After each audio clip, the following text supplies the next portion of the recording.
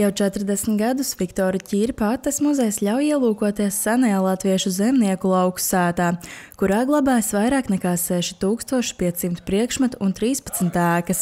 Šī vieta izceļas ar savu lauku sētas burvību, saglabājot tradīcijas un rīkojot kvalitatīvus aizraujošus pasākumus, tostarp nesen notikušo vasaras saulgriežu nakti. Mērķis ir parādīt un nodot tālāk senās tradīcijas un prasmes, piemēram, Jāņu sieras iešanu, vainagu darināšanu, rituāla veikšanu. Pasākumā kopā ar lauku sētas bērzemnieki, saimnieci un ziedu audzētāju Jolantu Apsīti bija iespēja iepazīt dažādus augus un pašiem darināt vainagus, iepinot gan ziedus, gan Jāņu zāles. Kur nu vēl citur, kā ne latviskā sētā, kā Vidzemes lauku sēta, kur pats iekārtojums jau stāsta par senču tradīcijām. Un te mēs arī tad varam īstenot savas sapņus, savas ieceres svētku svinēšanai. Mēs mēģinam šodien 3 veidos pīt vainagus. Vienu mēs pinam kā bizi, tur var palūkot, saimniece tagad pina ar bizi vainadziņu šo top kā bize. Mēs pinam ar diedziņu, te var palūkot.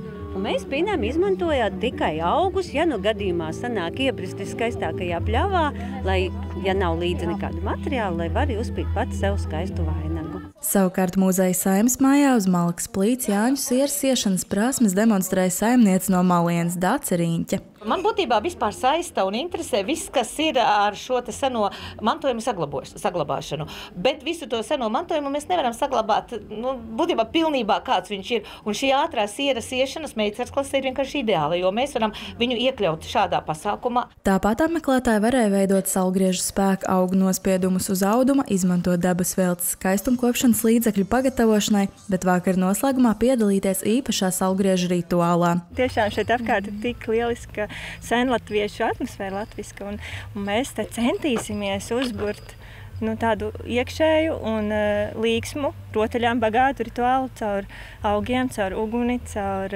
liepas ozola spēku. Šī ir tāda iespēja saulgriežos, saulstāvjos, sauciet kā gribiet, saslēgties atkal, apzināties sevi kā dabas daļu un saslēgties ar šo spēku un uzņemt gaismu visam gadam, lai mēs varam paši mirdzēt un dot citiem.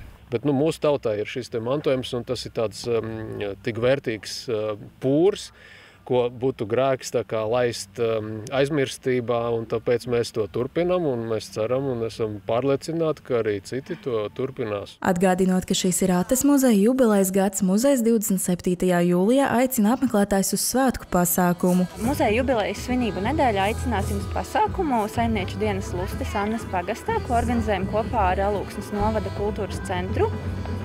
Pasākumā būs muzikāli teatrāla priekšnesumi, būs skatām teātra izrāde, un tā kā tā būs mūsu jubilejas nedēļa, aicināsim ikvienu ierasties ar kādu skaistu rozi un kopīgi izveidosim rožu izstādi. Ja Saimnieču dienā tiks baudīta pirmā raža, tad septembrī ir ražas novākšanas laiks. Tādēļ 13. septembrī Ates muzejs aicina uz gada nozīmīgāko un tradicionālo pasākumu Pļaujas svētkiem, kas ir gadu pulcē ap 2000 apmeklētāju, vairāk nekā 80 mairažotāju, amatnieku un seno amatu pratēju.